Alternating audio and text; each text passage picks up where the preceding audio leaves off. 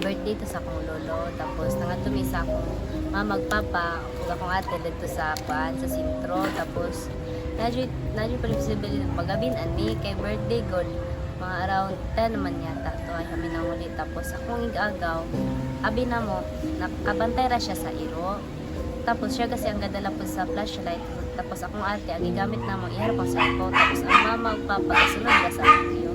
Ang agianan kasi kay bagakayan siya. Tapos dagan kayo kanabitaw ng kaan. Tapos ang atbang ana sa bagakayan kay dako kay siyang punuan nga Jimelina. Tapos ang mga sanga bitaw sa Jimelina kay ano bang murag lubid bitaw. Tapos pag agi na namo ana abi na mo nga nakabantay ra mo igagaw. Tapos ang iro amo rang gisundan. Tingala mi abot sa unahan kay nahimo siyang langgam. Dito mi na shock jud kay mi sa kong ate nang namalig galimigdalan padulong sa ang papa among nanalagan jud mi atong taman. Tapos mao to akong papa iya bitaw murag giuyog niya ang pano para dili bitaw mi mahadlok. Murabag marato na kay mi sa katanan ba.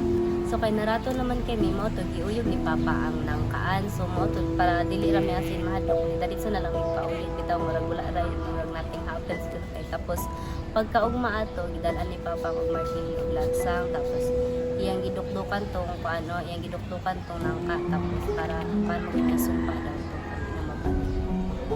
So mo to akong na-experience nga ako an dili jud ko ano mo to abot bitaw nang inana kay wa pagud ko sulay ka kita. Tapos ang ending gipakita ko ginato shock jud kayo dili jud katuhan labi jud ang kakulba kahadlok gid ato panghitabo ag